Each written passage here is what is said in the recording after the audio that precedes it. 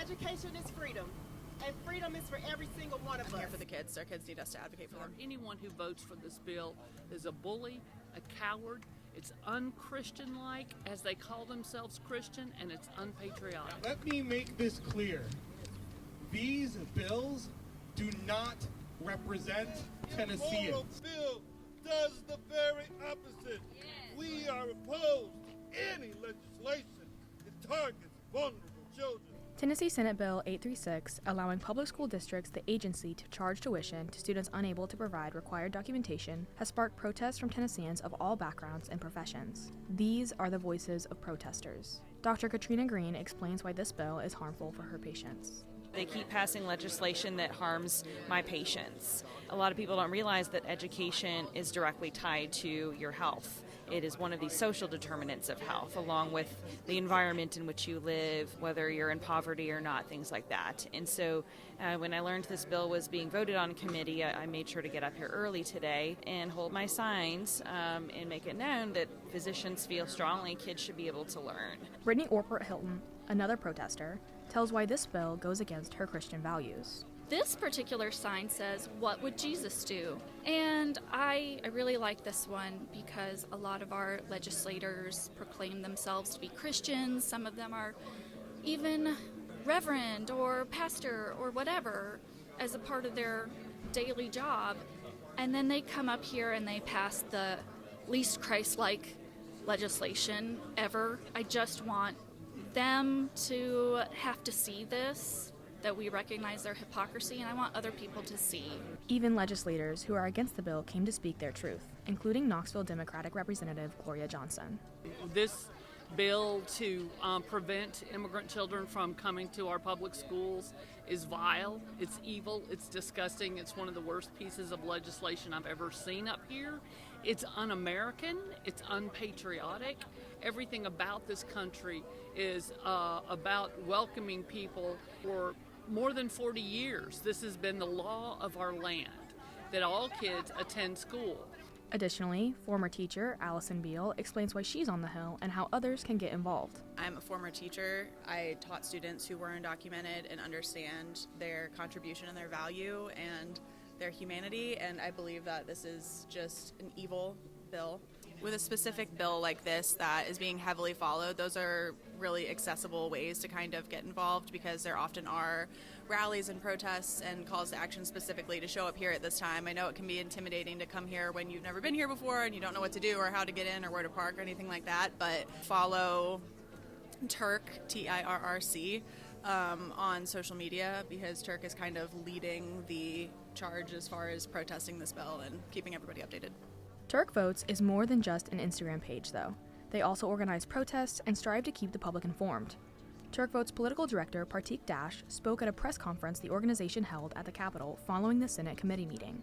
The biggest thing these elected officials fear is that we continue to build electoral power. They are afraid of parents remembering what happens today and carrying that to the ballot box in 2026. These representatives are not exhibiting Tennessee values.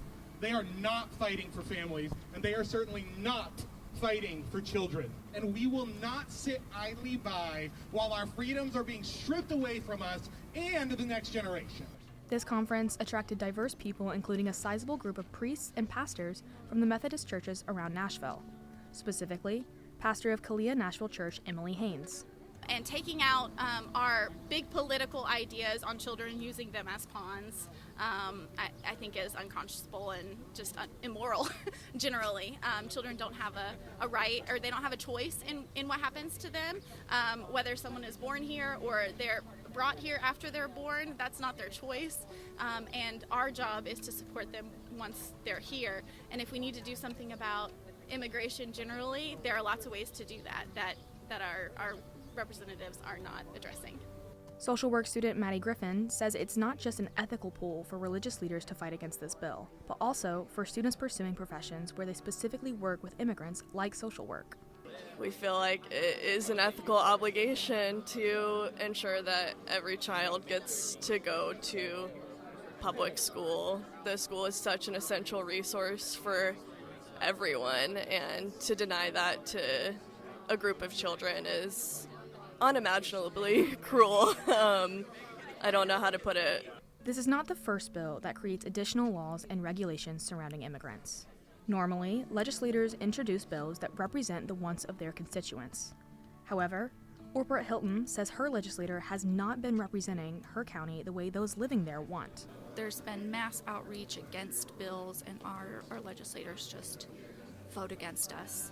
And they tell us to our face, oh, I hadn't heard anything, when in fact I know personally 100 people have reached out about an issue. So I think they just do what they want. Orpert Hilton is not the only one who has complaints on how the legislature is ran. Dr. Green has her own concerns. With the bill being so far down the agenda, I think a lot of folks didn't come up not knowing that it would actually be voted on today. You saw how they skipped. It was number 12 on the agenda. They moved it up to number 1. And that's how they do business up here. You never know when a bill is going to be discussed. So it's important for folks that have the ability, like myself, folks that work part-time, folks that have different schedules. If you can get up here and be present and witness this, that is very important. So, how will this bill impact Tennessee?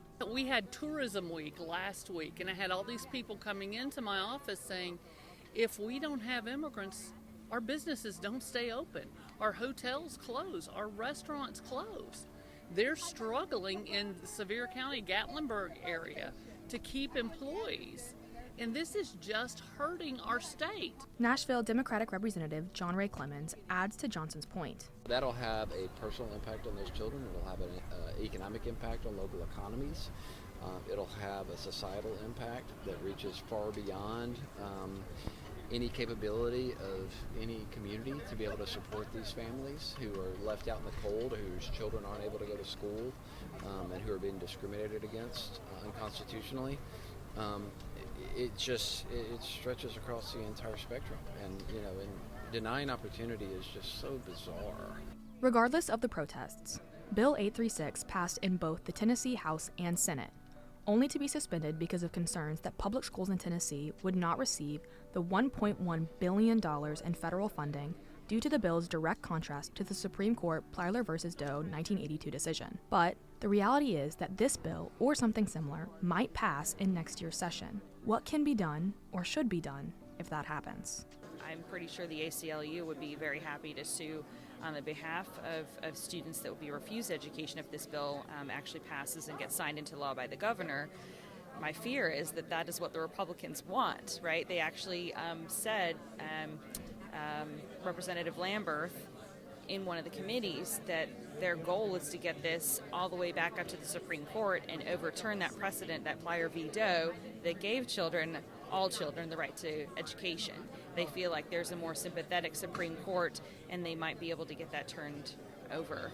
Even with the fear of what happens next, people like Jerome Cole Jr., a frequent committee meeting attendee, encourages people to educate themselves and others on all legislation, whether they agree or disagree. We've got to make sure that we're mobilizing everybody, because this is not just a one-off bill that they do. We need people to continuously show up in this building, because these people operate in darkness and they operate in fear. And whenever it's done in darkness, we'll also come out to light when we have got people who are standing up and speaking up about what they believe in. And so, yeah, this is not the last time we'll be here. This is not the last time a bill is going to be opposed, and we're going to continue to show up day in and day out until we get justice for all of our people and all our minority communities.